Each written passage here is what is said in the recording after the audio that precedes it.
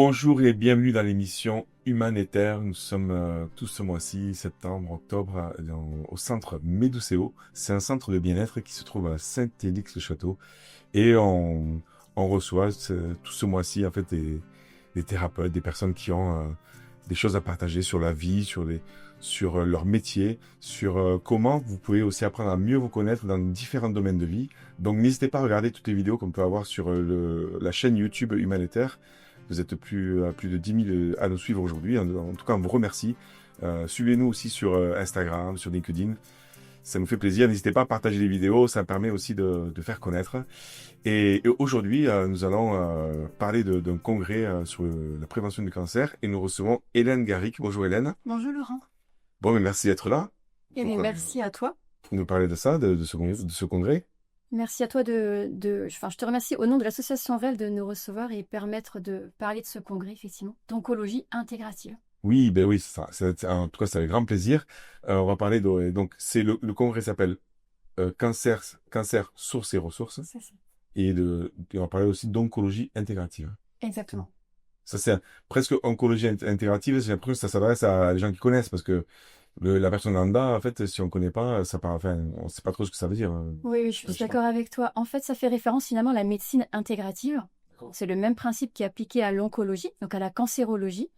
Et en fait, l'idée, c'est de réunir les thérapies conventionnelles, donc en l'occurrence tout ce qui peut être chimiothérapie, radiothérapie, immunothérapie, etc., et les techniques complémentaires, les interventions non médicamenteuses, enfin il y a plein de noms pour décrire toutes ces différentes thérapies, et le tout pour prendre soin au mieux et accompagner au mieux les personnes. D'accord, ça c'est la médecine intégrative. Oui. C'est de relier les deux. Parce que c'est vrai que ça paraît simple, mais je me dis que les personnes qui connaissent, qui sont pas dans notre milieu, elles vont se dire, mais c'est quoi? Donc au final, c'est quand on intègre la médecine presque allopathique d'aujourd'hui et les médecins qui sont complémentaires. Oui, exactement. C'est vrai que le terme intégratif, il n'est pas encore tout à fait connu par tous. Je pense, mais en fait, en même temps, c'est vrai, quand on le dit, ça paraît évident. Mais on se dit, mais tiens, ça ressemble à quoi? C'est comme quand c'est un nouveau mot, on a du mal à associer avec des images. Toi, ton parcours, c'est que tu as été pharmacienne, c'est ça? Et quand tu as été justement dans le côté allopathique et tu es parti vers un autre domaine. Oui, c'est tout à fait ça. Moi, je suis dans le domaine de la santé depuis 25 ans, un peu plus. Et j'ai cheminé, parce que tout au long de mes expériences professionnelles, je me suis posé beaucoup de questions. Je me suis remise en question aussi. En fait, pour faire simple, effectivement, je suis pharmacienne de formation, ce qui m'a mis un pied dans le domaine de la médecine conventionnelle, donc plutôt très allopathique, hein, avec beaucoup de médicaments et beaucoup de ce que j'appelle les antidépresseurs, antidouleurs, antiacides, etc. Et quand j'étais donc en officine derrière le comptoir et que je délivrais les ordonnances, que je voyais toutes ces lignes de médicaments, j'avais toujours un peu une question qui revenait un peu en boucle, mais on ne peut pas faire autrement parce que j'avais le sentiment qu'on passait beaucoup de temps à étouffer des symptômes avec ces fameux et qu'on ne traitait ou qu'on ne prenait pas suffisamment en considération les causes de tous ces symptômes. Ah ouais. Donc pour moi, ça n'avait pas de sens en fait. Donc je suis partie de la pharmacie d'officine. C'est un diplôme qui permet de rebondir beaucoup. Ça ouvre beaucoup de portes en fait, ce diplôme, heureusement. Donc je passe tous les détails de l'industrie pharmaceutique, l'oxygénothérapie, etc. Et il y a quelques années, j'ai enfin fait ce que je souhaitais finalement faire depuis toujours, c'est mettre un pied dans le domaine des médecines complémentaires. Et là, j'ai découvert un univers, mais juste fabuleux, aussi passionnant que sans fin, puisqu'il existe quasiment 400 pratiques. Mais c'est surtout que on prend en considération l'individu sa globalité, dans toutes ses dimensions. À la base. Qui devrait être la base, en fait. Mais oui, c'est ça. Les dimensions physiques, psychiques, émotionnelles, spirituelles. Et comme nous sommes des êtres de lien, on tient aussi compte de l'environnement. Alors, géographique certes, mais social, familial, professionnel. Donc, c'est vraiment un tout. Et j'ai vraiment eu le sentiment, en fait, de faire du bon boulot, finalement, en accompagnement au mieux les gens, en prenant en considération tout ce qu'on vient de décrire. Donc maintenant, je dirais que j'ai l'impression d'être équilibrée, d'avoir les deux pieds bien posés et de mieux me rendre compte maintenant de ce qu'est la médecine intégrative. Je suis vraiment convaincue maintenant de l'importance de cela et c'est pour ça que j'œuvre pour la médecine intégrative. Et oui, justement, tu as rejoint l'association REV, R-E-E-V, en fait, justement, où il y a des médecins, il y a des pharmaciens, il y a des thérapeutes, il y a beaucoup de personnes qui qui ont rejoint cette association pour partager les valeurs et les connaissances de la médecine intégrative, c'est ça? Oui, exactement. C'est l'association Rêve œuvre pour le développement de la médecine intégrative, en effet. Et dans cette association, il y a beaucoup de monde, il y a des soignants et il y a des non-soignants, mais il y a une idée commune, c'est défendre cette médecine intégrative, plus humaine aussi, à une époque où notre médecine conventionnelle devient de plus en plus technique, et par la même occasion se déshumanise aussi. Ah oui. Ouais. Oui, et peut-être que les deux marchent ensemble parce que le fait qu'il soit technique vont peut-être aider plus facilement l'humain en cas de problème grave, mais enlève ce côté préventif presque peut-être que la médecine intégrative peut donner. Tout à fait. Et les deux doivent marcher ensemble, Oui, c'est et ça. main dans la main. Et évidemment, bien sûr, on a un infarctus du myocarde, mais qu'on est content d'avoir toutes les techniques de reperfusion, voilà. Mais dans beaucoup d'autres problématiques, beaucoup de personnes se sentent en errance médicale parce que souvent, elles ne se sentent pas entendues. Et donc, c'est là qu'on propose un accompagnement global, holistique, centré sur la personne. On sort de protocole. Ben, c'est intéressant, ça fait du bien d'entendre ça aussi parce qu'on se dit qu'il y a de l'espoir, même si j'imagine que pour vous, pour l'association, c'est pas toujours évident, c'est un combat à des moments, je le sais aussi, face à des détracteurs, qu'on va dire, et d'autres difficultés. Et en attendant, vous allez organiser en octobre prochain, le 18 et 19 octobre, donc un congrès sur quelles sont les sources et les ressources pour prévenir le cancer ou même quand on l'a, c'est ça, ça Tout. parle de quoi? Ouais, tout. Tous les À stades. partir du moment où on parle de cancer, du début à la fin, qu'est-ce qu'on fait avec, quoi? Oui, oui, c'est tout à fait ça. En fait, je suis vraiment ravie de présenter ce congrès, parce que c'est vraiment le fruit d'un travail de longue haleine. Ça fait 1 an qu'on est dessus. On s'essouffle un peu, mais pour avoir préparé un petit peu notre présentation, je me suis dit, mais en fait, ce congrès, mais il est magnifique, en fait, vraiment. C'est un congrès qui va être très porteur d'espoir. Quand j'en parle autour de moi, en fait, que je dis un petit peu à mon entourage, on organise un congrès, un concert, oh my god, c'est le cancer. C'est ça. On me dit, ah, c'est tristouné à cette époque où en plus on entend que des choses, franchement, qui nous réjouissent pas. Mais en fait, non, bien au contraire, c'est un congrès qui va être très réjouissant. Et en fait, ce qu'on souhaite, c'est apporter un regard différent sur le cancer. Et on a vraiment, alors, je vais faire un jeu de mots, mais on a un casting de rêve.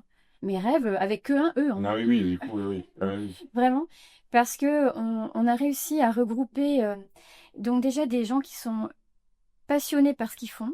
Ce sont des experts et des expérimentés dans ce domaine. Oui, bien sûr. On a quand même 2 oncologues qui viennent, dont Jean-Louis Musset. Faut-il le représenter?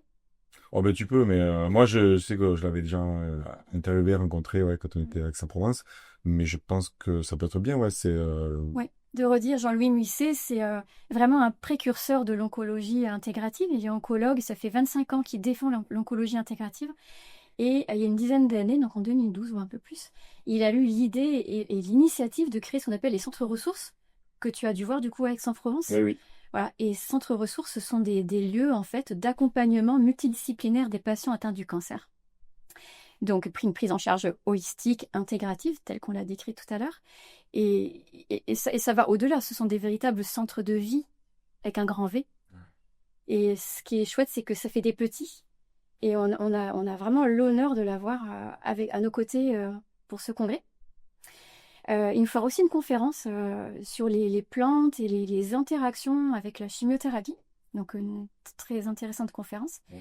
On a une deuxième oncologue qui s'appelle Éléonore Djikossi, oncologue, hématologue et micronutritionniste, qui va nous apporter un petit peu une vision plus de ce que c'est exactement un cancer finalement au niveau métabolique. Et elle, en fait, elle défend l'onconutrition et elle est très attachée auprès de ses patients à renforcer et soutenir finalement aider le corps à se défendre au mieux, en fait. Soutenir les propres moyens de défense du corps afin d'avoir une meilleure résilience, en fait. Ah, donc elle va expliquer tout ça, en fait. Donc c'est des conférences qu'elle va donner, par exemple, où il y a, c'est que des conférences, c'est ça, c'est plein d'explications où les gens vont repartir avec des solutions pragmatiques pour les différents stades du cancer, quoi. Oui, oui, exactement. Ce sont des conférences de 3/4 d'heure à 1 heure, généralement. Donc, on va balayer finalement, effectivement, si on prend un petit peu par ordre chronologique, hein, finalement, quelles sont la source ou les sources. D'ailleurs, ça me permet de parler de Yann Tiberghien aussi, qui est un médecin à orientation homéopathie, acupuncture, qui va nous venir en fait des Caraïbes, qui traverse l'océan pour venir présenter un ouvrage qui s'appelle Ils étaient tous condamnés, 11 témoignages de guérison, ou 11 guérisons expliquées, le titre exact en tête. Mais lui, il a parcouru 250 000 kilomètres en Europe, il a épluché 250 dossiers, il en a retenu 11, et ce sont 11 personnes qui étaient toutes condamnées, c'est-à-dire en soins palliatifs. La médecine conventionnelle ne pouvait plus proposer aucune solution thérapeutique, et ils ont tous guéri. Incroyable.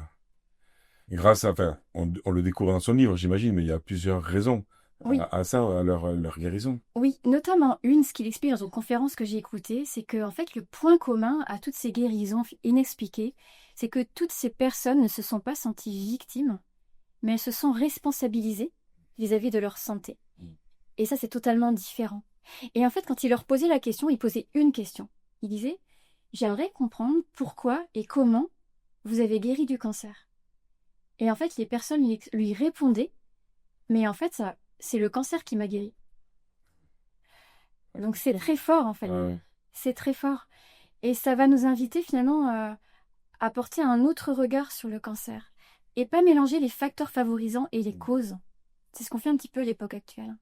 Ouais, c'est ça. Du coup, ça alourdit, en fait, du coup, la maladie et on se victimise, enfin, on se victimise plus qu'on se responsabilise finalement, quoi. Oui, c'est ça. Et en fait, moi, ça m'a fait beaucoup écho parce que je travaille en soins de support en cancérologie, à la parenthèse, qui est située un dispositif d'hospitalisation de jour en soins de support en cancéro, donc qui est à l'hôpital du coin, pas du coin de la rue, du coin à Toulouse, du nom du médecin. Et donc on écoute beaucoup les gens, ils déposent un petit peu leur fardeau. Et j'avais déjà constaté qu'effectivement, beaucoup de personnes, en fait, connaissent l'origine du cancer. Clairement, ils me disent, moi, mon cancer du sein, je sais pourquoi. Ah oui. Je sais pourquoi. À chaque fois, il y a une cause émotionnelle, presque, quoi. Très, très souvent. Ouais. En tout cas, c'est comme si c'était vraiment un sonnette d'alarme pour changer quelque chose dans sa vie. Oui, intéressant. Mais merci en tout cas, Hélène. Donc on va parler de tout ça. Vous allez parler pour terminer. En fait, vous allez parler de tout ça dans le congrès, de solutions, d'histoire un petit peu. Donc cet homme-là. C'est ça, exactement. On a 11 conférenciers. J'en dis vraiment les 2 tiers ici, mais on va parler de l'accompagnement cytothérapique homéopathique. On va parler de quelque chose qui est très important, qui est délaissé, mais qui est pourtant si essentiel. C'est en fait l'environnement aussi de ces patients atteints du cancer. Comme on est en lien avec la famille, nos amis, etc., le cancer n'a pas que la personne qui est concernée, ça a tout l'environnement aussi. Et donc on va parler de ça, c'est les émotions de chacun, les ressources de chacun. On va parler des soignants, des accompagnants et des personnes malades.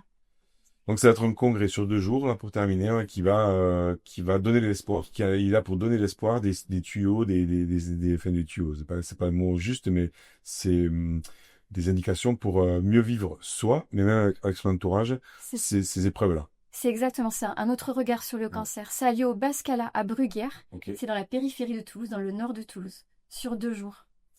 Merci Hélène, on va mettre le site en tout cas en dessous, les adresses, vous pouvez directement commander les places voilà, sur l'associationrêve.com. .com. Et ça, oui.